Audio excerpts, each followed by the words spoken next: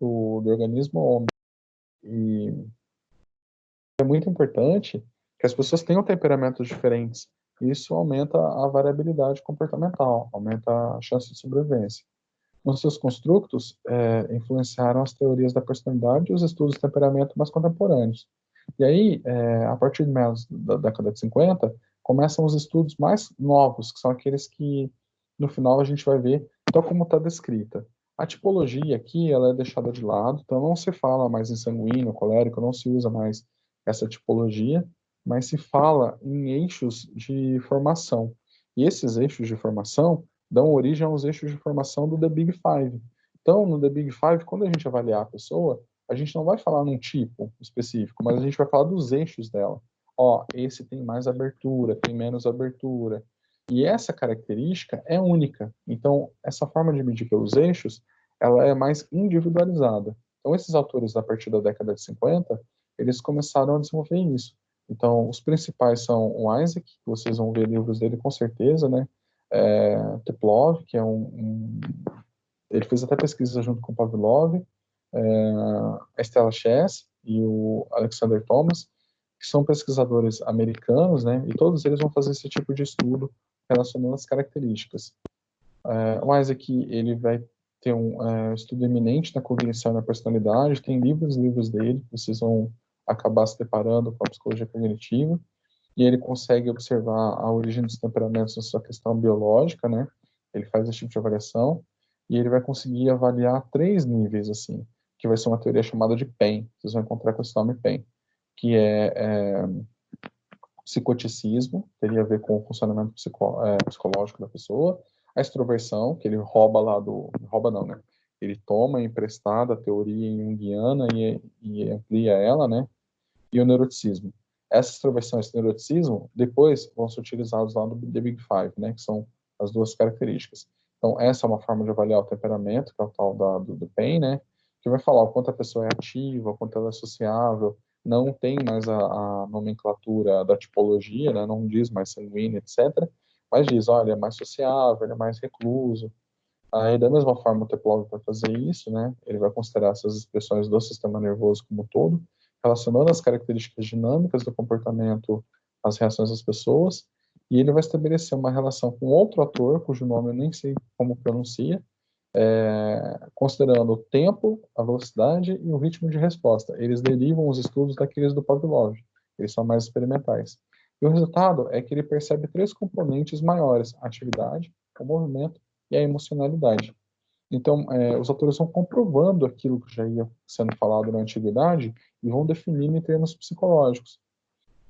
Eles entendem que o temperamento não é tão suscetível assim à mudança e ele é considerado inato, embora não se saiba necessariamente as características hereditárias, né? Então, você não herda diretamente o temperamento dos teus pais, mas não se sabe o mecanismo exato ainda, né? Confere, então, o principal argumento a favor da estabilidade do temperamento, exatamente a partir desses estudos experimentais.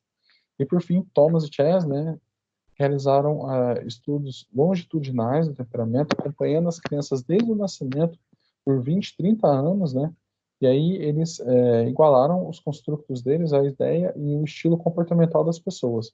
Para os autores, os estilos comportamentais de temperamento são esses aqui. Baseado nessas premissas, né? Que o temperamento é um atributo psicológico que interage com os outros atributos, mas é independente. Então, o sujeito que tem o temperamento dele é independente da personalidade, mas contribui com a formação da personalidade, com a formação das funções psicológicas, né? Pensamento, memória, emoções, a própria consciência, depende do temperamento. Mas o temperamento não depende dessas coisas. O segundo construto, que apesar do temperamento interagir com outros atributos, é importante que cada um deles seja identificado separadamente. As funções psicológicas sejam identificadas separadamente. Inteligência, memória, a inteligência do sanguíneo, do colérico, do diplomático são diferentes entre si, porque cada uma depende do seu próprio temperamento. Mas elas podem ser identificadas isoladamente, avaliadas pelo QI, né? E aí eu consigo nivelar tudo. E o terceiro é que o temperamento pode ser considerado um atributo mediador entre a influência do ambiente e a estrutura psicológica do indivíduo. É como o indivíduo responde ao meio, é como ele encara a realidade. O temperamento seria um filtro entre a psicologia humana dentro da cabeça da pessoa e a experiência mental. É como se exatamente o temperamento fosse um norteador da pessoa, né? Como ela tende a se colocar. Em 1956, Thomas e Chess iniciaram um importante estudo que teve continuidade por mais de 30 anos, que é aquele estudo de acompanhamento das crianças até a vida adulta, né? Sendo conhecido na literatura como o estudo longitudinal de Nova York, com essa sigla aqui, NYLS, né? NILS. Vocês vão encontrar alguns testes que são baseados no NILS. Quando tiver essa sigla, está se referindo a esses autores aqui. E o estudo iniciou acompanhando bebês. Logo no nascimento, eles tentavam determinar qual era o temperamento do bebê e depois acompanhava para ver se aquilo tinha mudança ou não. E o que eles percebiam que o bebê não mudava. A partir dos 2, 3 meses de idade, o temperamento estava estabelecido e a partir dessa fase até a vida adulta, aquilo tinha uma tendência a se manter, né, com bastante constância. Através desse estudo longitudinal, distinguiram 9 categorias de temperamento que são mais atuais. A ritmicidade das funções biológicas, o ritmo que o organismo funciona, o nível de atividade geral, a aproximação ao afastamento diante a novos estímulos, adaptabilidade, tem a ver muito com aquela coisa da transigência e intransigência, o limite sensorial, que tem a ver com o limiar das pessoas na resposta, a qualidade predominante do humor, né? Cada um deles tem uma qualidade predominante. Então, o melancólico tem a qualidade predominante da tristeza ou da sobriedade, né? O colérico tem a qualidade predominante da raiva. O colérico também era chamado de beligerante, praticamente, né? Quer dizer, aquele que tem raiva, aquele que arruma briga, né? O fleumático tem a qualidade da calma o tempo todo, ou a maior parte do tempo. E o sanguíneo tem a qualidade do humor. Inclusive, ele é meio bobalhão, assim, o tempo todo, né? Essa característica, ela vai estar mais ou menos predominante. Não quer dizer que ele não vai sentir as outras coisas, nem que ele não vai conseguir trabalhar o organismo. Mas a tendência é que ele vá para esse caminho, né? E aí, a intensidade da expressão do humor, que também pode ser mais alto ou mais baixo, sendo nos temperamentos quentes mais expressivos, nos temperamentos frios menos expressivos, a distração, cada um deles tem um nível de distração diferente, e a persistência. Então, o colérico é o mais persistente de todos para as coisas da ação, o melancólico é o mais persistente de todos para as coisas da razão, né? E sanguíneos e inflamáticos não são persistentes, né? Normalmente não são. Eles precisam de um esforço maior para se manter engajados nas coisas. A não ser nas relações sociais, nas relações amorosas, nas amizades, aí eles tendem a ter persistência. Esses 9 Professor, itens aqui... como que Oi. você diferencia a persistência da teimosia? Porque no senso comum ele é semelhante, mas didaticamente falando. A teimosia é quando a tua persistência insiste de tal forma que você não tem mais elementos da realidade para sustentá-la e mesmo assim você a sustenta, entendeu? Então, assim, sobretudo coléricos e melancólicos, né? Eles passam a ser teimosos quando eles já não têm mais evidências da realidade que sustentam a persistência, mas mesmo assim continuam fazendo. É isso que é teimosia. Quando eu já não tenho mais argumentos, né? Quando já está esvaziado, não tem mais o porquê, mas mesmo assim eu continuo insistindo com aquilo. Então aí já não é mais persistência, né? Eu chamo persistência quando eu tenho evidências da realidade. E o ser humano tem uma tendência a ser teimoso exatamente por causa daquela coisa da imagem que eu estava falando para vocês. Então você tem uma imagem, você não acredita mais na realidade, mas na imagem causada, tá? Então, há a necessidade de fazer tal coisa. Não há mais a necessidade, mas como foi gerada uma imagem, se você fica sob o controle cognitivo, assim, daquilo que você acredita, e não daquilo que é, você continua insistindo naquilo. Uma característica em relação ao relacionamento amoroso é que o melancólico e o colérico, eles tendem a deixar o barco andando assim, não perceber. É muito comum chegar um colérico no consultório e ele perdeu o marido ou perdeu a esposa e não percebeu que perdeu, porque ele tinha uma imagem bem consolidada, dada essa intransigência, tinha uma teimosia bem consolidada, dada a intransigência, e aí, com o passar do tempo, ele não percebeu a relação estava sendo desgastada, né, por essas questões, e aí ele perde o relacionamento. Por isso que é tão difícil relacionamentos de temperamentos iguais, sobretudo desses, né? Dois coléricos, eles vão ter atrito muito grande, por conta dessa situação de desvanecer o sentimento e ainda assim continuar com aquela insistência. Dois melancólicos, a mesma coisa. Dois sanguíneos vão ter o efeito contrário, eles vão se perder na relação exatamente porque não tem persistência nenhuma, então aquilo gera outro tipo de desgaste, né? É um desgaste do desleixo, mas eles percebem que estão perdendo, mas não tem o que fazer, que também gera sofrimento, também vai cair no consultório. É assim, o discurso muda, né? O colérico, ele fala assim, eu rompi o casamento, eu nem sei por quê, eu nem sei quando é que começou a dar errado, só percebi que começou a dar errado e eu não percebi quando. Isso porque eles têm dificuldade para tirar essa imagem consolidada, né? Então tem uma imagem mental ali, eles ficam na imagem e param de rastrear a realidade.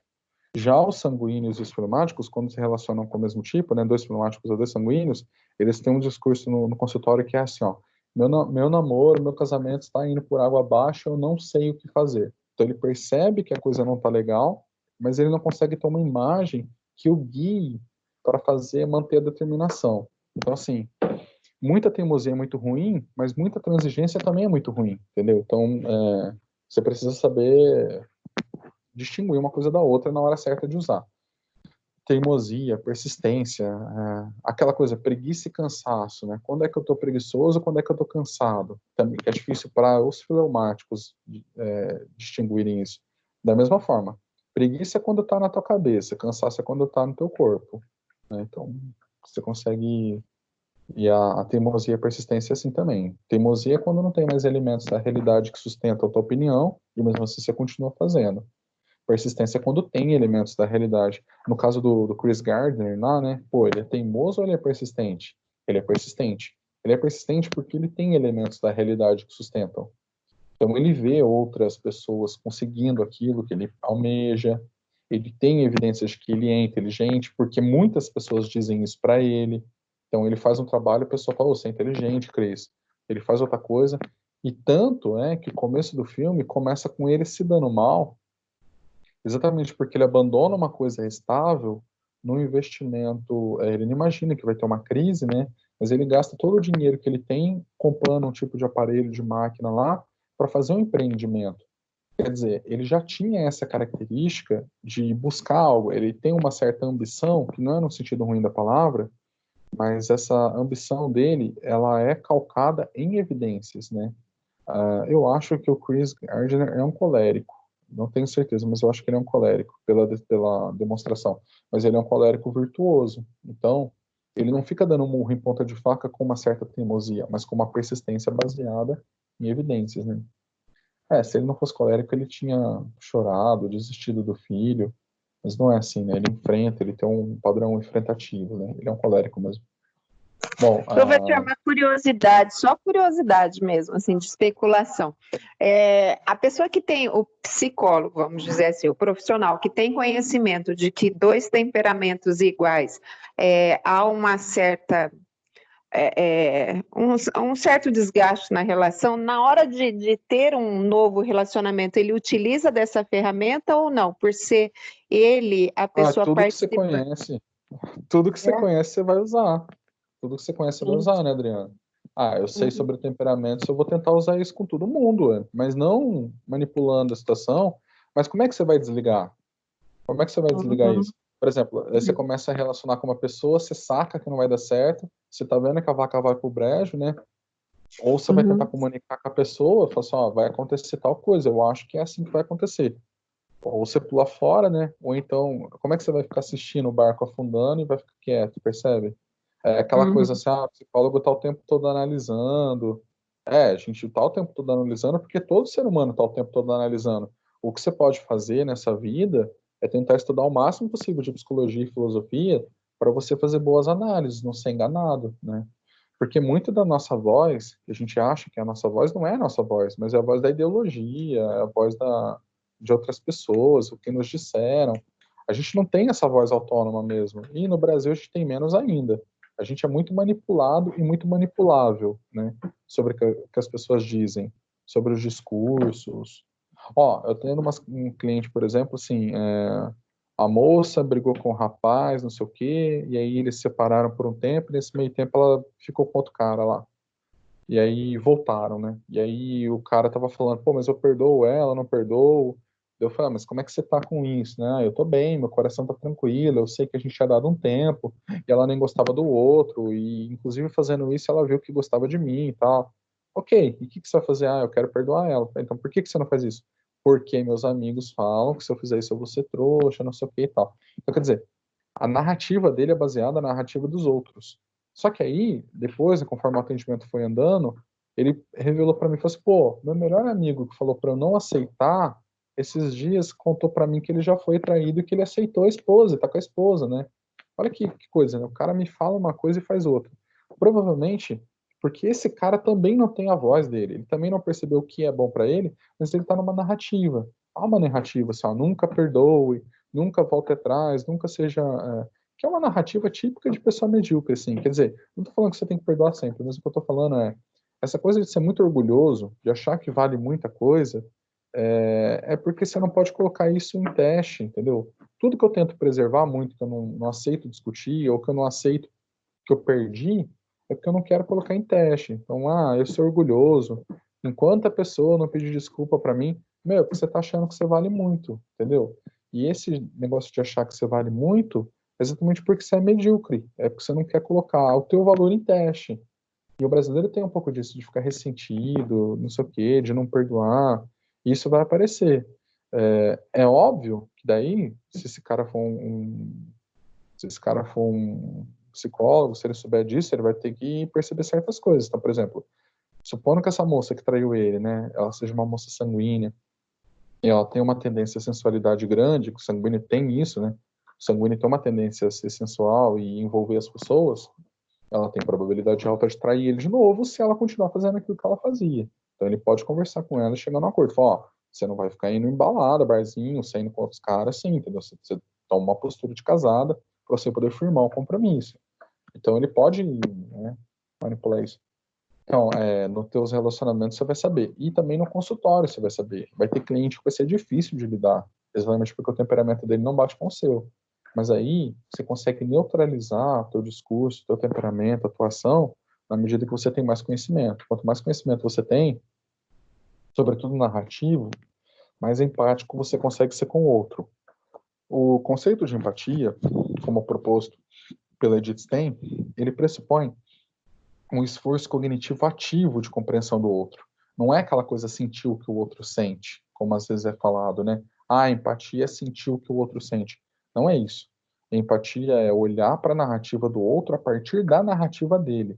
É um esforço cognitivo de compreender ele dentro daquilo que ele tem, né? Só que eu só consigo fazer isso se a minha compreensão narrativa for maior que a dele. Então, por isso que o psicólogo mais velho ele fica melhor, porque ele já viveu muito tempo, ele já teve muita experiência, ele já viu muitos clientes, ele já viu muitas narrativas, então ele tem mais modelos explicativos. Se meu vocabulário for fraco e baixo, se eu não dominar a língua portuguesa, eu não consigo nem me expressar, como é que eu vou entender a expressão do outro e ainda orientar ele? Isso fica muito difícil. Então, quando eu fico falando para vocês, vejam filmes, vê lá, duas aulas atrás eu falei do Orgulho e Preconceito, né? Assiste o Orgulho e Preconceito, assiste tal coisa. É para que vocês tenham um modelo de vidas possíveis, para vocês poderem fazer um processo de envelhecimento artificial, assim, vocês vão envelhecer fazendo isso. Cada vez que eu assisto um filme, vejo a vida de alguém, cada vez que eu leio um livro, leio Machado de Assis, vejo um personagem, eu estou vivendo aquela vida, então eu estou vivendo várias vidas, assim, eu estou envelhecendo intencionalmente, eu estou ficando sábio, né? Que é o arquétipo do velho sábio lá do Jung, né? O Senhor dos Anéis, o Gandalf, o mago nunca é um jovem, o mago nunca é uma criança, ele é sempre um velho, né? Um velho que olha para as coisas e ele tem experiência naquilo. Então o psicólogo ele tem que ter isso também, ele tem que viver. E aí, a partir desse momento que eu consegui dominar vários discursos, que eu entender as pessoas, que eu conviver, eu consigo entender o limite de cada um. Então, eu vou atender um sanguíneo e eu sei que ele vai ser disperso, isso não vai me chatear mais. A dispersão do sanguíneo, ela irrita os outros, muitas vezes, né? Mas se meu cliente for assim, eu preciso, inclusive, ensinar ele a ter um centro. E, inclusive, eu preciso entender que nessa dispersão é onde ele tem o desabafo emocional, que parte da minha sessão vai precisar ser dispersa, que é onde ele vai conseguir se expressar. Então, a sessão com o sanguíneo, 30% vai ser baseada na reclamação dele, que eu vou ter que aceitar e acolher aquilo, né? Ele falando, falando, falando, que é onde ele consegue colocar tudo para fora, porque ele é extrovertido, ele processa as emoções para fora. E aí 70% vai se articulando isso, percebe? Com colérico já não. Com colérico eu preciso colocar um extintor de incêndio, porque se eu deixar esses 30%, a sessão não tem mais fim, né? Não consigo mais voltar, porque ele vai pegando, ele vai tendo expansão, expansão, expansão, aquilo vai ativando ele, e daí chega uma hora que eu não consigo mais voltar atrás. Já para um melancólico e para um fleumático, se eu deixar 30% ele falar o que ele quiser na pauta dele, nossa, eu vou ter um problema grande. Se for um fleumático, o cara não vai falar nada. Então ele vai sentir a sessão vazia e ele vai ter problemas. Então eu preciso ativar ele o tempo todo. E se for um melancólico e eu deixar ele falar muito, pode acontecer dele gerar uma impressão tão negativa que na próxima sessão ele nem volte. Eu preciso conduzir, né? Sobretudo porque eu tenho que considerar que quando eu vou para o consultório, eu não estou lidando com os temperamentos mais virtuosos possíveis, né? Eu estou lidando com pessoas normais, de carne e osso, que têm falhas. E dentro dessas áreas podem estar a própria falha do temperamento.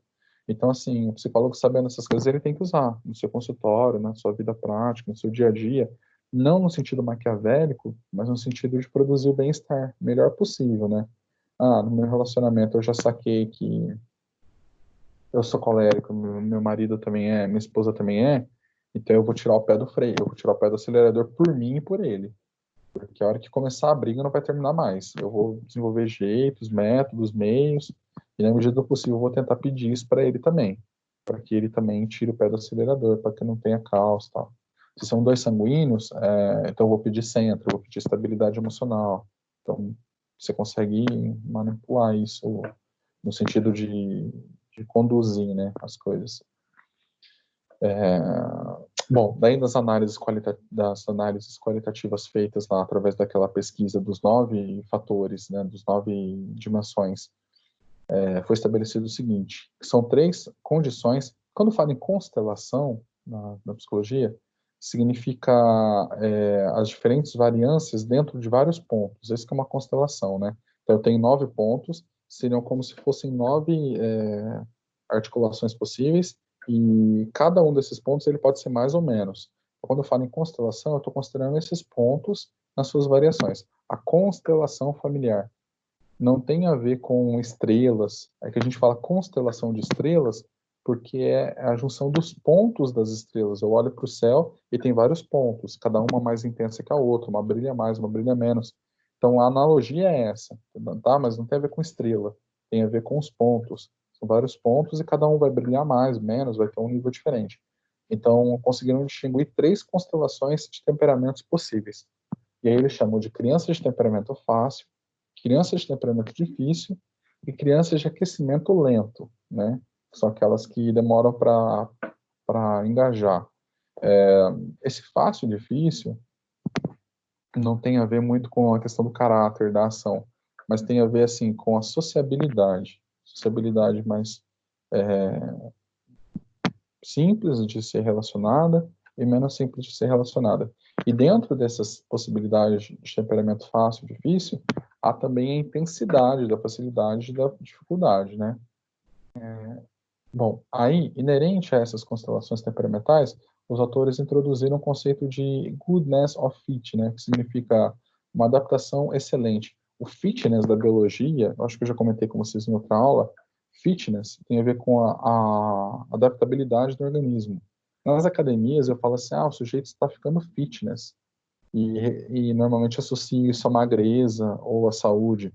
Mas, na verdade, na biologia, quando eu falo em fitness, eu estou falando da espécie do corpo com relação à sua adaptabilidade. Então, uma pessoa fitness na academia quer dizer que ela é mais atraente para o sexo oposto, ou para o parceiro amoroso dela, lá, sei lá. E aí aumenta a adaptação dela no meio ambiental, né? Daí que vem a ideia do fitness. E aqui também é a melhor adaptação possível. Cada uma dessas crianças vai ter determinados traços para ter a melhor adaptação possível.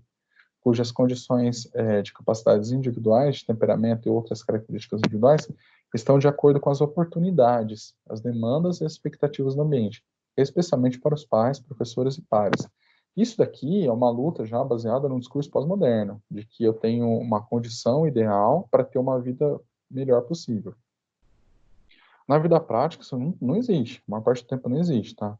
Então, é só, para um sanguíneo, a melhor educação possível seria a educação da literatura desde a primeira infância, lendo historinha para ele aprender a controlar a língua, e aí controlando a língua ele aprende a expressar, e aí aprendendo a expressar ele vai ter o melhor temperamento possível. E aí outra coisa, o sanguíneo deveria trabalhar em meio social de pessoas boas, que vão valorizar as características da boa convivência, e as pessoas nunca vão dar problema, e aí ele vai poder exercer melhor essa função, tal. Isso é o mundo ideal, mas essa coisa de ficar tentando buscar o mundo ideal já é uma imagem criada. O mundo real não é desse jeito. Inclusive, o mundo real vai ter agentes alienantes, assim, que vão te desviar da tua rota de intenção. E aí tem um autor chamado Ortega y Gasset, ele fala assim, que nós somos aquilo que nós somos mesmo e as nossas circunstâncias. Eu nunca posso desconsiderar minha circunstância, que é uma coisa que também a gente vê aqui no Brasil, que as pessoas falam assim, se eu tivesse nascido nos Estados Unidos, eu era rico. Se eu tivesse tal coisa, se fosse tal coisa. Se fosse, mas não é. Você só tem o exercício real da tua personalidade quando você aprende a integrar as coisas que são, não aquilo que é o ideal, mas aquilo que é real, né? Aquilo que é concreto. E aí, o mesmo Ortega y Gasset, ele tem uma segunda frase que é assim, a reabsorção da circunstância é o destino concreto do homem, o que significa o seguinte, o cara que tem um objetivo de vida para entregar lá na hora da morte, que ele tem um sentido para a vida, ele precisa reabsorver a condição da circunstância para que aquilo seja integrado na personalidade dele também, tá? Por exemplo, o Viktor Frankl, naquele livrinho dele lá, O Sentido para a Vida, ele conta o seguinte, que ele estava, assim, recém-formado em medicina, ele estava indeciso com uma circunstância que era a seguinte, ele era de família de judeus, né, e o judeu, em geral, ele tem um apego familiar muito grande, igual nós temos nas nossas famílias mais tradicionais aqui no Brasil, a gente tem isso, a gente fala assim, aqui no Ocidente, a gente fala assim, é de família italiana, mas isso tem a ver com aquela região da Europa na qual essa dimensão judaico-cristã foi estabelecida. Nós somos apegados à nossa família, né? E o Viktor Frankl também era. Então ele tinha um dilema que era o seguinte, ou ele ia embora para os Estados Unidos, estudava medicina, desenvolvia medicina, ou ele ficava na Alemanha e cuidava dos pais. Os pais já estavam velhinhos. E isso estava torturando ele. E aí ele estava andando e já estava meados do começo da Segunda Guerra Mundial. A Segunda Guerra Mundial já estava começando. E ele encontrou uma igreja de demolição. E essa igreja estava quebrada e tinha uma pedra no chão, assim. E ele foi tirar a pedra do caminho dele. E na pedra estava encravado, assim, estava entalhado, né? Honrai vosso pai e vossa mãe, que é um dos mandamentos bíblicos, né? Tava, coincidiu de estar escrito lá. E ele entendeu que aquilo era um sinal divino para ele ficar na Alemanha. E aí, quando ele ficou na Alemanha, para cuidar dos pais, aconteceu que ele não pôde cuidar dos pais porque estourou a Segunda Guerra Mundial e, como ele era judeu, ele foi parar no campo de concentração. Ali ele perdeu os pais e perdeu a medicina, né? Se ele ficasse pensando nessa circunstância, ele ia falar, putz, afastei dos meus dois objetivos de vida, que era ter uma família e cuidar dos meus pais, eu perdi a minha namorada, minha esposa nesse movimento, perdi meus pais também, e me afastei também do meu outro objetivo de vida, que era ser um médico, cuidar de pessoas. Aqui eu não estou exercendo nada, né? Lá ele comeu farelo do chão, ele apanhou, foi torturado e tal. Mas aí é que está o negócio da reabsorção da circunstância. Exatamente porque ele viveu essa situação horrorosa de holocausto, né, de pessoas morrendo, etc., é que ele começou a desenvolver a teoria dele ali, em locos, né? Diante do sofrimento da humanidade, que ele falou, pô, não tem lugar melhor para ser um médico do que aqui. É aqui que eu vou desenvolver. E ele começou a pensar nessa coisa do sentido da vida. E aí ele descreve um livro, ele fala assim, morre mais rápido quem abre mão, quem larga os pontos, assim, quem fuma o último cigarro, quem chuta o balde, quem perde os objetivos. Morre mais rápido o homem que não tem um sentido para a vida, que é exatamente aquela coisa de não ficar atrelado a imagens, mas atrelado a uma consciência de que você vai entregar algo na hora da tua morte. E esse algo tem que ser algo pelo qual você se orgulhe, você tenha dignidade por aquilo. né? Algo pelo qual você sinta dignidade.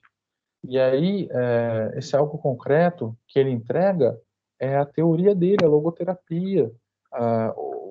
O esforço do Viktor Frankl é tal que ele muda uma corrente psicológica. A corrente existencial humanista, ela muda por causa do Viktor Frankl, né? A psiquiatria muda por causa dele. E ele constitui uma abordagem psicológica.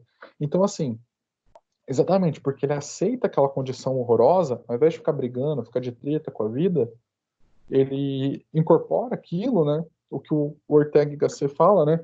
A reabsorção da circunstância é exatamente porque ele entende que ali ele vai conseguir exercer o destino da vida dele, é que ele se torna o melhor médico psiquiatra da história. Ele inventa uma coisa que vai ajudar milhões de pessoas depois. Mesmo depois da morte dele, a teoria dele ainda continua boa. E para nós psicólogos nos ajuda a ajudar milhares de pessoas ainda, milhões de pessoas, né, ainda.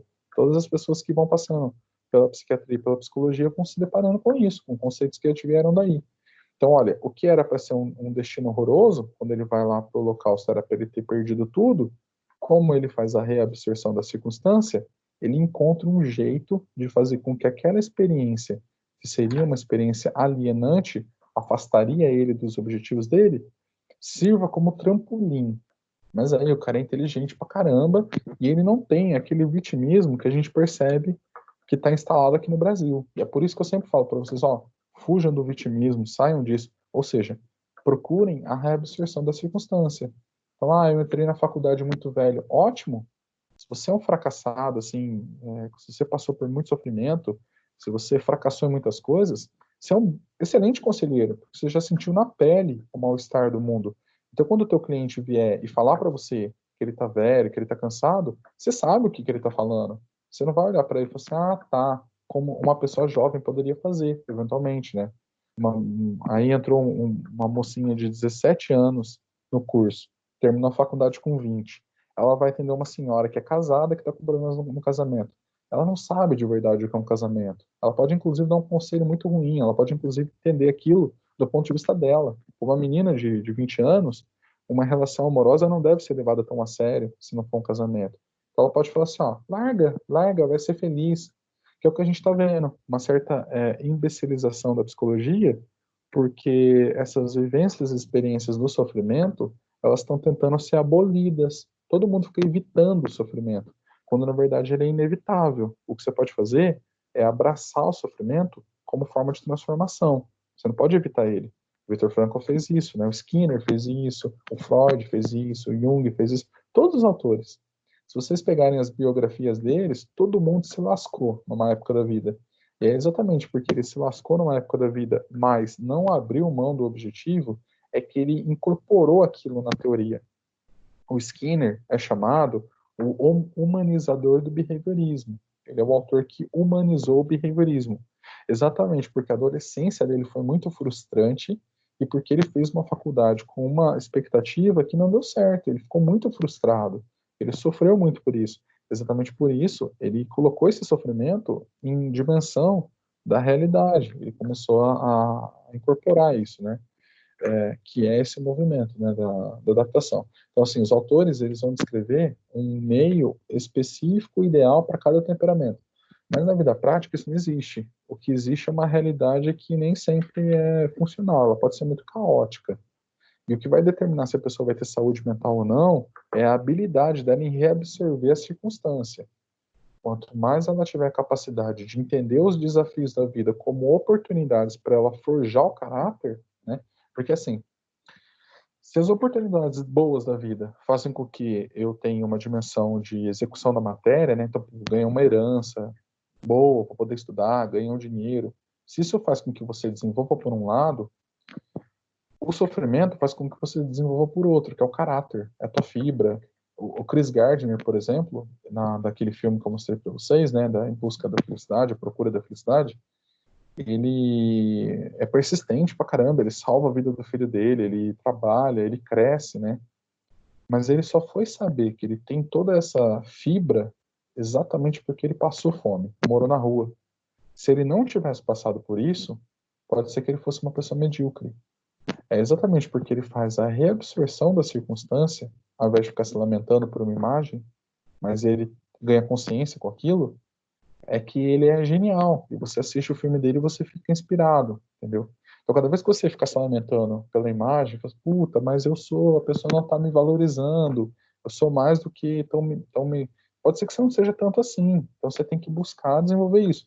Ou ainda, mas no cenário ideal, eu queria que as aulas fossem assim, eu queria que meu emprego fosse assim, eu queria que meu casamento fosse assim.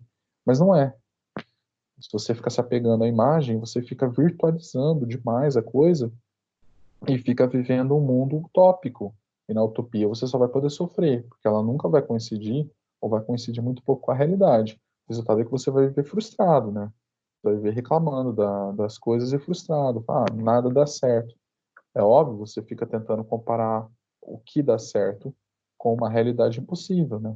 Aí numa realidade impossível nada dá certo mesmo, né? Se o Chris Gardner começasse a deitar na calçada e falasse assim, puta vida, ninguém vem aqui me dar R$ 1 milhão, meu filho tá passando fome, alguém devia me dar alguma coisa, né? Se alguém devia me dar alguma coisa, que é o pensamento médio do brasileiro, o brasileiro quer, né? Ah, o governo deve dar alguma coisa. Ninguém deve te dar nada, porque no mundo real não é assim, né? E se o Chris Gardner começasse a fazer isso, ele ia passar fome, o filho dele ia passar fome, ele ia ficar frustrado, percebe? Então, essa coisa aqui é importante. Eu estou dando uma extensão da teoria para vocês, mas já estou falando sempre nesse aspecto clínico, para vocês terem uma visão bem adaptativa depois, né? Então, assim, existe uma adaptação excelente, mas ela depende dessa reabsorção da realidade. Então, um temperamento melhor é aquele que consegue usar o temperamento como ferramenta de mudança, e não aquele que usa o temperamento como um emperrador da realidade, né? Ah, então eu sou sanguíneo, eu nem vou estudar, porque o sanguíneo tem dificuldade para manter a concentração, nem vou ler nada. Ao contrário, é aí que você tem que ler mais, para poder fazer com que esse temperamento tenha exercício na realidade. E aí as conceituações do Inzek, do Thomas e da Chess, né, do Templov, eles estimularam muitos outros pesquisadores a desenvolver essas teorias de temperamento e as teorias de personalidade atual. E entre os novos pesquisadores é possível destacar as contribuições de Goldsmith, Lerner, Strelau, etc., que são aqueles que vão inclusive embasar a nossa aula de hoje, que é esse material aqui, só para a gente encerrar a aula, está lá já no encontro, né, como eu mostrei no começo da aula para vocês, que é isso daqui, ó, tá? Nós vamos falar a respeito já dos fatores da personalidade, né, dos fatores comportamentais, e eu vou falar para vocês do fator da extroversão, né? Eu trouxe aqui duas figurinhas recortadas dos testes psicológicos, que vai falar a respeito das escalas que a gente tem hoje no Brasil para estudar essa abordagem. Então, há um desenvolvimento de algumas escalas brasileiras, né?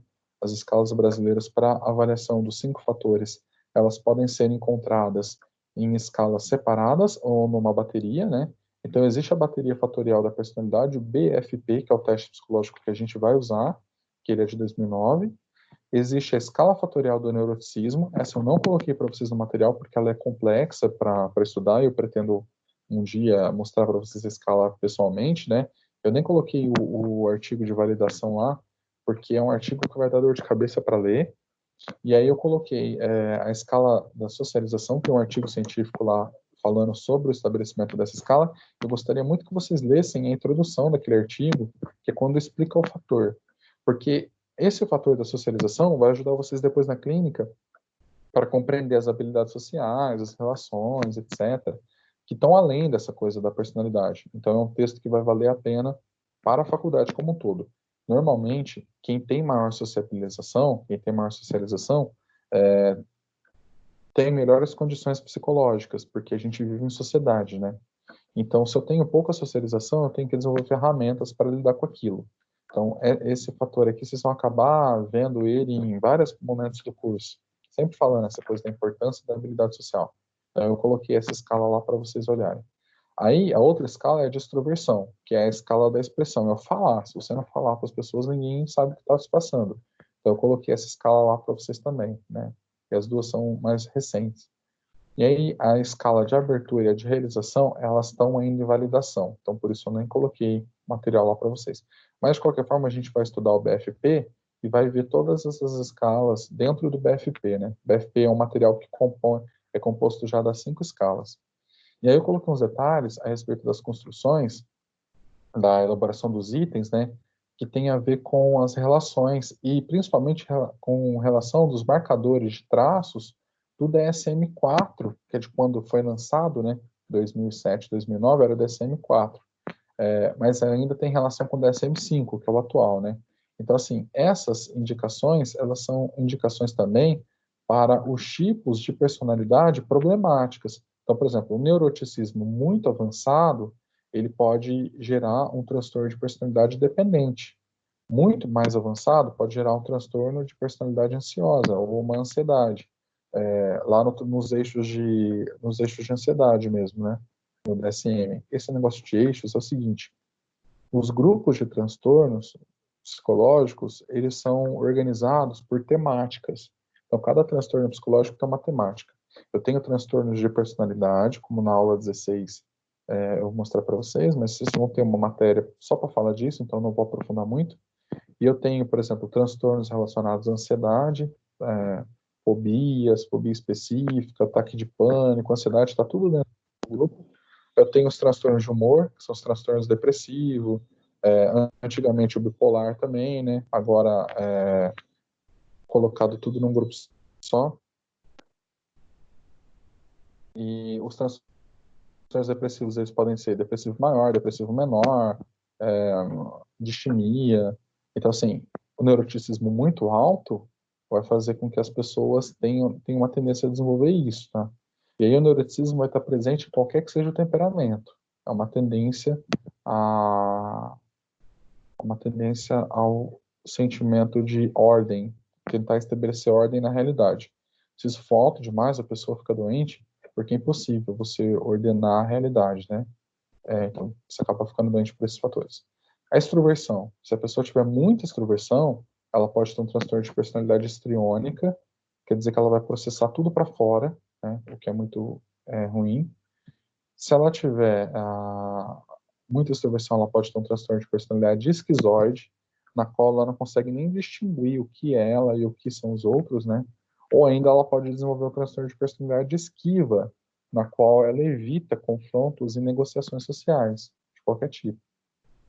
Na socialização, se ela tiver muito exacerbada, a pessoa pode desenvolver o transtorno paranoide, né? Se ela tiver pouca socialização, então por isso sinal de menos, ela pode achar que as pessoas estão perseguindo ela, justamente porque ela não tem um rastreio real da realidade.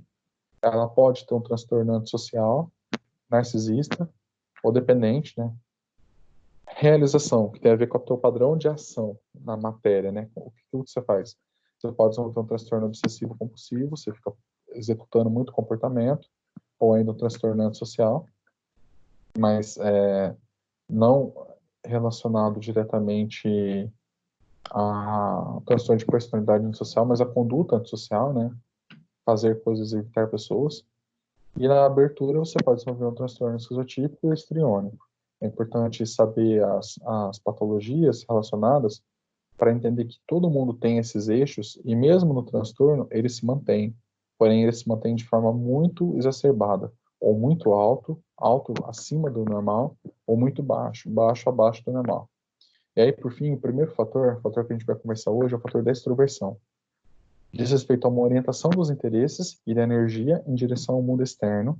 Então, eu vou processar os meus sentimentos, as minhas emoções para fora, né? Não só vou contar para as pessoas o que eu estou sentindo, mas eu vou sentir com os outros.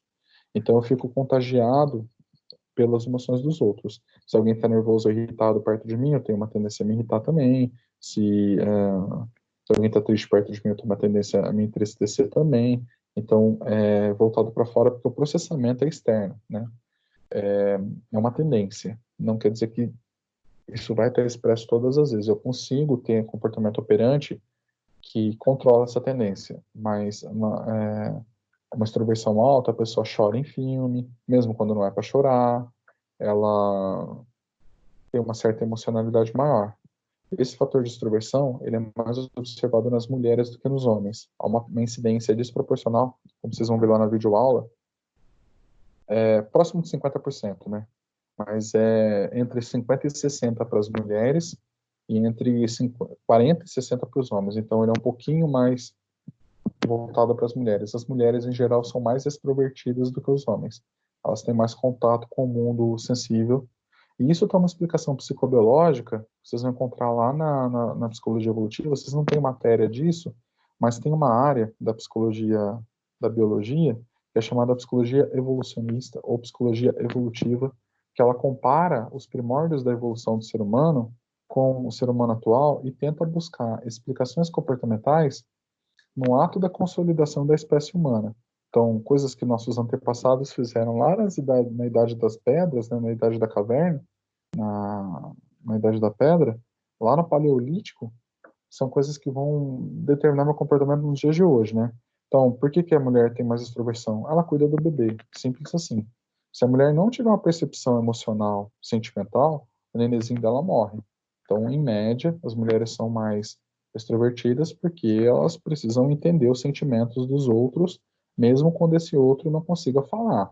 O nenenzinho não consegue falar, mas a mãe consegue olhar para ele e falar assim: ah, esse choro é um choro de fome, esse choro é um choro de dor, esse choro é um choro de bipirraça, né? Exatamente por conta desse fator de extroversão, que é o sentir com o outro. E as mulheres têm um pouco mais do que os homens, esse sentir com o outro. Nas relações amorosas também, né? O, enquanto que na relação amorosa o afeto feminino é um afeto ativo, as mulheres dão carinho, o afeto masculino é um afeto reativo. Então, faz parte da característica feminina ser carinhosa exatamente para o estabelecimento da boa relação. E aí faz parte do homem ter uma boa leitura para que ele tenha uma reação ao afeto feminino, né? Mas isso gera uma outra discussão que outro dia, em outra matéria, a gente vai acabar abordando. Mas então a extroversão ela é ligeiramente mais vista em mulheres do que em homens. Os interesses são voltados para as pessoas e para as coisas do mundo, para os objetos externos, né? Então, para situações e circunstâncias externas. Se eu andar para esse lado da extroversão, eu tenho essa característica. Mas no mesmo eixo, se eu abaixar a extroversão, eu tenho a introversão, que seria para dentro. Então, é um interesse mais egoísta, para si, para dentro, né? É mais, ligeiramente mais visto nos homens do que nas mulheres. Olhar para os próprios interesses, né? E o que interessa mais aqui é o mundo interno e a experiência subjetiva. Nos temperamentos, isso é um pouco assim também. Os temperamentos quentes são mais extrovertidos, os temperamentos frios são mais introvertidos, e dentre eles, os temperamentos frios masculinos são mais introvertidos ainda, os temperamentos quentes femininos são mais extrovertidos ainda. Então, um cara sanguíneo e uma mulher sanguínea, eles têm as mesmas características, mas da mulher aquilo vai ser um pouco mais intenso. Um homem melancólico e uma mulher melancólica têm as mesmas características, mas no homem aquilo vai ser ligeiramente mais intenso. E aí, esse fator de extroversão, ele tem subfatores que vão ser avaliados lá no teste também. Então, esses subfatores são acolhimento, que é o quanto a pessoa é capaz de ser amigável e acolher o outro. Isso aqui tem a ver com a umidade do temperamento. Se você mergulhar na terra, você quebra o pescoço. Se você mergulhar na água, a água te acolhe. É exatamente assim no temperamento. O melancólico, ele não vai ser muito acolhedor. Se você for em direção, principalmente emocional, sentimental a ele, ele vai colocar uma barreira, ele vai dar uma segurada. O colérico é a mesma coisa, ele não tem muita umidade. Então, se você for em direção a ele, ele vai brigar contigo. Se você passar do limite, ele vai gerar uma reação assim, né? Já o sanguíneo e o flemático, como tem mais umidade, eles vão acolher, então eles vão envolver aquilo. E tem a ver com o fator de extroversão. Acolhimento tem a ver com o aspecto amigável, né? Todo mundo tem acolhimento, todo mundo tem acolhimento. Mas isso é variado na população e tem pessoas que têm mais que os outros e tem a ver com o fator extroversão. O fator agregador, que tem a ver com o fator sociável, é aquela pessoa que gosta de fazer festinha, fazer eventos e gosta de envolver todos, incluir todos, né? As pessoas mais extrovertidas, elas gostam de agregar e envolver todos. Algumas no aspecto mais relacional, algumas no aspecto mais exibicionista. Então, assim, por exemplo, um apresentador de teatro, ele tem um fator agregador, mas ele fica em foco. Então, seria o histriônico, né? O narcisista. Agora, um facilitador numa reunião, um padre, um pastor, ele tem esse fator de exibição também, porque o padre, o pastor precisa ser o centro da atenção, mas o objetivo dele lá é gerar o bem-estar geral nas pessoas e a união entre elas. De uma forma ou de outra, o fator agregador faz com que as pessoas estejam juntas, né? Isso tem a ver com a extroversão, querer que as pessoas fiquem juntas. Tem a afirmação, a autoafirmação, isso aqui é mais presente nos temperamentos intransigentes, né? No melancólico e no colérico, que tem a ver com a autoconfiança. A pessoa acreditar naquilo que é capaz de fazer, a determinação. Quanto mais extrovertido, mais ela tem isso. Então, assim, o melancólico e o colérico têm a mesma reação com o mundo. Eles veem uma situação do apetite irascível, né? É só, tem uma comida que é fácil de pegar aqui, e eu tenho uma comida que é mais gostosa, mas está em disputa. O colérico e o melancólico vão olhar para aquela que é mais gostosa e está em disputa. Mas a ação deles frente a isso é diferente. O colérico, como ele é extrovertido, ele olha para aquilo e fala assim, putz, eu vou lá e vou tomar dos outros e foda-se, eu vou conseguir, eu vou conquistar. Então, aspecto conquistador. Então, a autoconfiança dele é na conquista e na ação. É extrovertido. Já o melancólico, que é introvertido, a autoafirmação dele é no pensamento. Então, ele olha para aquilo, ele não faz, mas ele tem um plano, ele tem um planejamento para conseguir aquilo, para conquistar aquilo. Então, assim, a extroversão vai mudar. No caso da extroversão, a autoafirmação ela é clara. O colérico, ele tem objetivos marcados, tal. O Chris Gardner, né? Ele fala assim, não, eu vou mudar de vida e eu vou conseguir o trabalho, eu não vou conseguir qualquer coisa, não. Eu vou conseguir o melhor trabalho possível. Eu vou trabalhar com a bolsa de valores, com ações, mercado imobiliário, e aí ele pega e faz essa atividade. Tem a ver com o fator da atividade e o fator energético, né? Os extrovertidos, eles têm uma tendência a maior nível de atividade externa, então dificuldade inclusive para ficar parado, são mais distraídos, não precisam fazer coisas assim para manter o foco, né? Tem mais ação. Procuram a excitação, ou ainda são mais excitáveis, né? Que é o fator chamado aventureiro, mas tem a ver com a reação aos estímulos, né? Então, quanto mais estímulos que o deixam mais animado, melhor. Os sanguíneos vão em direção aos fatores sociais. Quanto mais badalado, quanto mais bagunçado, quanto mais bagunça, quanto mais felicidade. E os coléricos nos desafios. Quanto mais competitivo, quanto mais desafiador, quanto mais aventureiro, então melhor. Em média, né? Não quer dizer que todo colérico, todo sanguíneo vai ter isso daqui, mas em média é assim que se mostra. Vai variar dentro de cada um também, mas na média dos coléricos, na média dos sanguíneos vai ser mostrado assim. Bom, e aí as emoções positivas, dentre elas entusiasmo, euforia, e aí o outro eixo que é o eixo do entusiasmo, né? Essas pessoas vão experimentar mais isso. As pessoas extrovertidas, elas vão experimentar mais esse tipo de emoção. O que é bom e ruim também. Nenhuma dessas características, ela é moralmente boa ou moralmente ruim. Ela vai ter uma serventia se a pessoa conseguir reabsorver a circunstância a partir dela, né? Porque assim, o neuroticismo, que é o outro fator, faz com que a pessoa tenha melhor facilidade em experimentar emoções negativas. E isso é muito bom se for, por exemplo, um filósofo, se for um médico, se for um enfermeiro.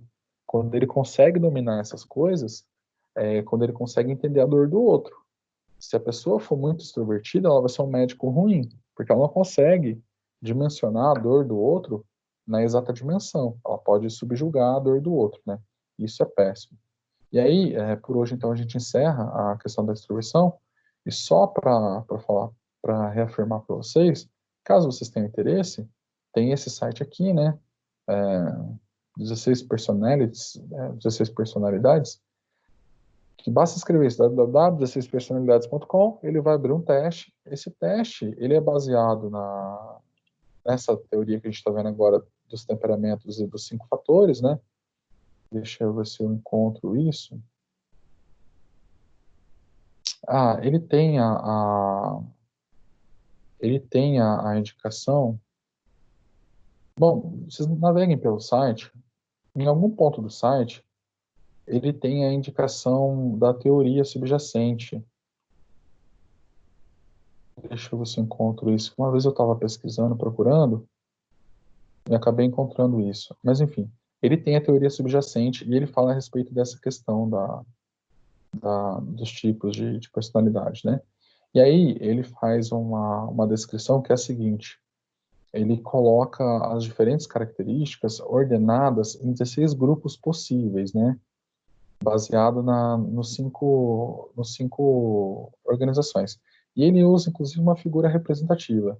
Então, tem aqueles que são mais ou menos baseados nos sanguíneos, tem aqueles que são baseados nos filomáticos, tem aqueles que são baseados nos melancólicos, tem aqueles que são baseados nos coléricos. Estou falando assim, mas não são esses grupos aqui. Mas vocês percebam que são 4 grupos, né? E esses 4 grupos possuem alguma relação com aquele grupo da antiguidade. Mas cada um deles é composto por aqueles 5 fatores da personalidade. E aí o teste, propriamente, ele vai ser feito numa escala Likert, né? Você vai marcando, eu vou marcar qualquer coisa aqui, só para a gente adiantar o teste. Nem estou lendo, tá? E aí você responde todas as questões, sendo que, quando você concorda, no máximo, é como se você estivesse marcando um ponto que vai de 1 ao 3, né? A bolinha maior quer dizer que vale mais, ou você é neutro com relação àquilo, ou inclusive você é contra aquilo, tá? Contra aquela afirmação. Então, quando você vai marcando, você vai dispondo a tua personalidade, né? Então, eu vou marcar tudo rapidinho, só para a gente ver o resultado final, que eu vou mostrar para vocês os fatores, né? Como que ele é apresentado. Isso aqui não tem validade psicológica real, então, posso usar isso no consultório com o meu cliente? Não, não pode. É como a gente não pode ver os testes psicológicos agora pela web, né? Eu não posso mostrar para vocês o BFP, eu posso mostrar para vocês esse teste aqui, que ele parece com o BFP. O BFP também tem várias questões de escala Likert que você vai respondendo, e baseado nessas respostas você chega num resultado. Então esse teste aqui ele é inspirado no BFP. Ele é uma, quer dizer, o BFP já é inspirado em outros testes. E ambos têm uma raiz assim similar, né? Só que o BFP é uma versão brasileira. Esse aqui não é uma versão brasileira, mas acaba funcionando aqui no Brasil também. E aí vocês vão poder fazer o teste. Acho que falta a última página, né? São bastante questões, acho que são 200 questões. E aí ele tem isso daqui, ó, que é exatamente os cinco pontos ali do temperamento, né? Aquilo ali que eu chutei deu tipo empresário.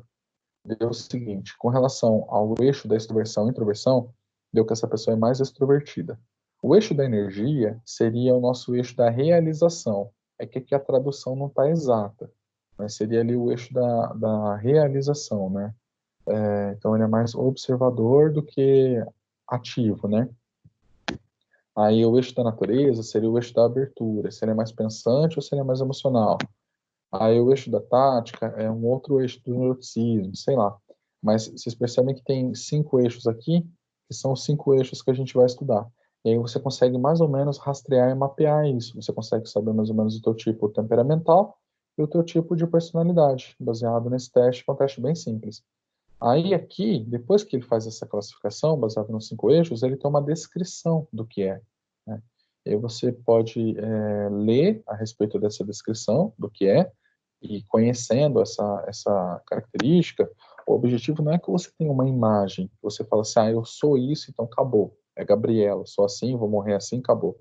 Mas o objetivo é que você encontre os teus recursos para desenvolver a tua consciência. Se você tem esse tipo de empresário aqui, por exemplo, quer dizer que você tem algumas facilidades biológicas, algumas dificuldades biológicas, e dentro do teu plano de vida, é aí que está estabelecida a tua luta, a tua jornada do herói, o que você vai fazer para chegar no teu objetivo. E aí você vai ver aqueles pontos fortes e pontos baixos. E aí, no final, a, a, o teste traz algumas personalidades que têm aquela mesma característica para você tentar se identificar. Então, essa aqui é a personalidade do Jack Nicholson, que é um ator. Esse sujeito eu não nem sei quem que é, mas deve ser um escritor, né? O Ed Murphy, a Madonna, que é uma cantora, e o Bruce Willis. Eles têm esse perfil aqui, né? Então você consegue se identificar. Michael J. Fox, Samuel Jackson, um político, né? O personagem lá do Prison Break não é o ator, mas é o personagem do Game of Thrones, Breaking Bad, House of Cards, e aí você consegue mais ou menos se identificar. E aí, o Rocket do Avengers, né, e o Homem-Formiga do Avengers também, tem o mesmo temperamento, mesma personalidade. E aí, para que isso é importante? Isso aqui é aquela figura simbólica que eu estava falando para vocês. Quando você olha para o Rocket e fala assim, putz, o Rocket faz tal coisa, eu também faço, é como se você aprendesse a nomear aquela estrutura psicológica, que ela é confusa e ela é dispersa dentro de você, Você aprende a olhar um símbolo e a partir daquele símbolo, fala, peraí, qual que é o objetivo do Rocket?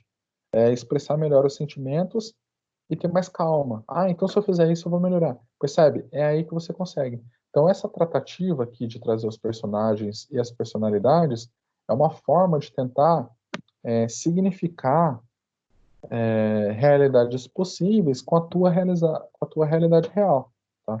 Então o teste, além de fazer a avaliação, ele já faz aquela interpretação que eu falo para vocês que é importante. Conhecer a biografia das pessoas, conhecer a literatura. Então vocês podem fazer isso aqui e aí a gente pode conversar um dia a respeito. Não é nenhum exercício que vai valer nota nem nada do tipo, mas é uma curiosidade, assim. É mais ou menos como funcionaria o BFP, tá? É o que dá para a gente fazer no dia de hoje. Deixa eu ver se aqui fala a respeito da abordagem.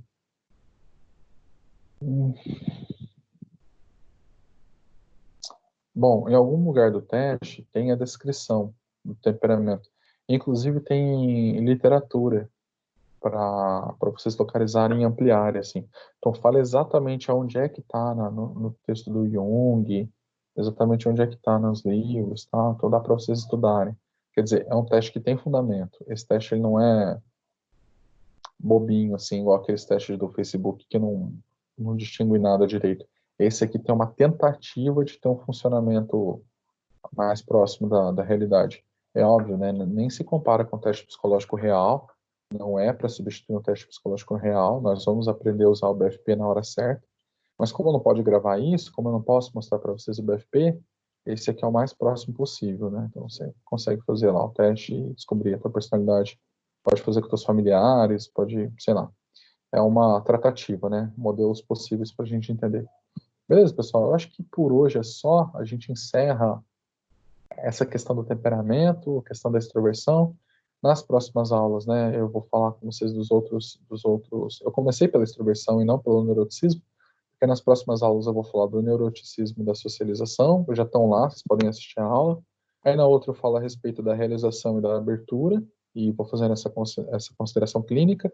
E na última aula a gente fala a respeito dos transtornos de personalidade, que é quando esses pontos eles estão muito maiores ou muito menores do que deveriam estar. Ok? Alguma Ok, dúvida? professor. Não. Ah, então tá Ok. bom. Eu assisti o filme, viu, professor? Oi? O Orgulho e Preconceito eu assisti. Na verdade, eu tinha assistido Você várias assistiu vezes. Uhum. Eu já tinha assistido um bom, monte né? de vezes, porque eu amo aquele filme. É muito bom.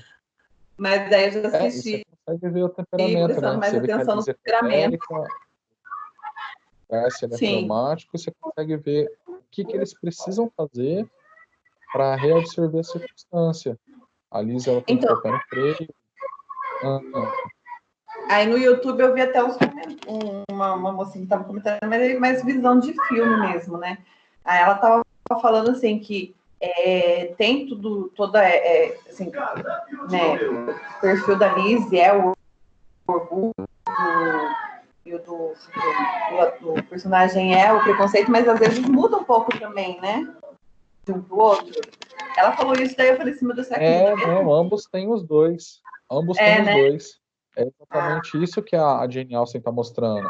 Ela está mostrando que as mulheres têm mais orgulho nas relações, mas que isso, inclusive, é bom para elas. Preserva, né? Se a mulher não tiver orgulho, ela não tem valor próprio. Se ela não tiver valor próprio, o homem vai subjugar ela. A mulher, Sim. ela precisa escolher um homem que entenda o valor dela. Então, ela tem que ser orgulhosa mesmo. Mas se por outro lado esse orgulho for inadequado, ele gera soberba. Aí se a mulher for muito soberba, ela não consegue se relacionar. Então assim, a característica não é boa ou ruim em si, ela é necessária, né?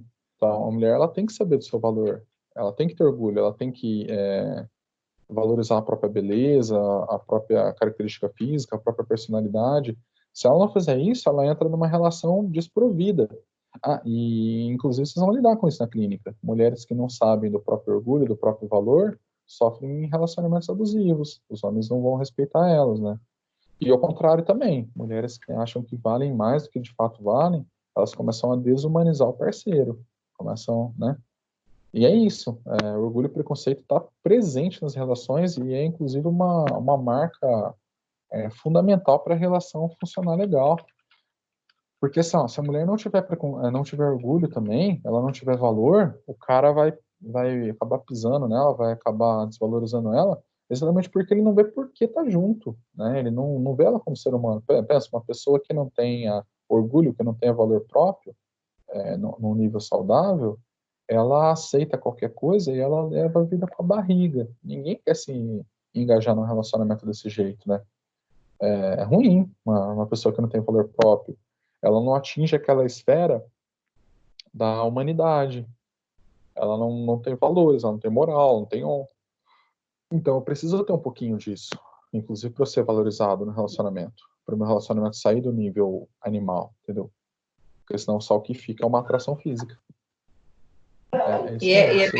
é bem legal que no filme você vê muito bem, né? Porque, assim, o ministro lá que ele fala dela, né? Que ela não é tão bonita, enfim.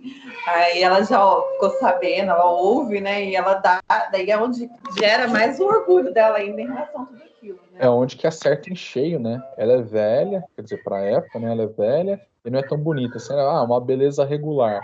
Aí ela escuta aquilo, você está ficando louco falar que minha beleza é regular? Percebe? Sim. Exatamente. E ela chama ele de presunçoso também, que é uma característica que ele tem, mas que não quer ter, né? Ela fala, pô, mas você é um preconceituoso. Você falou que teu amigo largado da minha irmã, quando na real a minha irmã nem merecia aquilo. E ele tinha sido preconceituoso. Né? E aí você percebe que nenhum dos dois fica preso à imagem. Ambos ficam tentando melhorar a consciência deles. E aí, de tanto bater, de tanto dar errado, uma hora dá certo. E a hora que dá certo é a hora que eles exatamente exercem o poder da consciência, do objetivo, e não da autoimagem. Se eles ficassem presos na autoimagem, aquela primeira impressão, que é a que fica, né? No Brasil tem isso, a primeira impressão é a que fica. É o caramba, é no Brasil. No mundo real, nos outros países não é. A primeira impressão é só uma impressão. A gente tem que sair desse nível. E é isso, é legal. Aí o próximo filme, então, do roteiro é aquele Em Busca da Felicidade. Se vocês souberem algum que dá pra gente ver essa coisa da personalidade, vocês também podem indicar. Mas é que esse aqui, para as relações amorosas, é muito bom. Se vocês compreenderem isso aqui legal, vocês vão lidar bem com a clínica depois. Dentre outros, né? A Jane Austen tem uma bibliografia grande, ela não tem só esse. Então, a moça que estava falando do filme, ela comentou que esse filme, principalmente, ela fez muito voltado com a vida dela, né? Que ela teve uma relação amorosa com um advogado, né? A família era bem melhor de vida do que a dela, e aí acabaram afastando ele dela, e aí ele casou com outra moça, né? Só que o final foi diferente. Eu achei bem legal, assim. É bem legal mesmo. E ela tem, vocês conseguem achar o box dela, assim, ela tem algumas obras, mas, sobretudo, ela tem, e são sempre com relação a esse funcionamento psicológico. Esse aqui, do Mansfield Park, ele é interessante, mas ele não trata diretamente dessas características humanas. Então, caso vocês forem ler, eu recomendo que vocês leiam nessa ordem, assim, Orgulho e Preconceito, para ver essa coisa da relação amorosa. Ela tem outro, que é a Razão e Sensibilidade, e ela sempre coloca esses eixos na humanidade. E, por último, Persuasão. São as 5 características fundamentais da personalidade nessas relações humanas, que ela conseguiu mapear, rastrear assim com clareza. Aí esse último seria um desfecho, seria um romance na qual ela vê tudo aquilo misturado. Mas esses com esses nomes específicos, eles marcam exatamente essas características humanas, a questão do orgulho, a questão do preconceito, razão, sensibilidade e persuasão. Esse box não é muito caro. Eu comprei esse box uma vez para dar de presente. Eu comprei essa edição aqui, ó. Não é muito caro. Ele todinho vale R$60. Então, só que ele é pequenininho. É aquela edição Pocket. É interessante. É um livro interessante e ajuda a fortalecer o imaginário, né? Ajuda a fortalecer o imaginário de vocês. Bom, legal. É isso. Mais alguma dúvida, pessoal? Alguma coisa? Vamos embora, então, né? Almoçar. Ninguém aguenta mais. Obrigada, Pessoal, obrigado pela atenção. Obrigado pela aula. Obrigada. Tchau, professor. Obrigada. Tchau, gente. Tchau. Tchau. Beijo.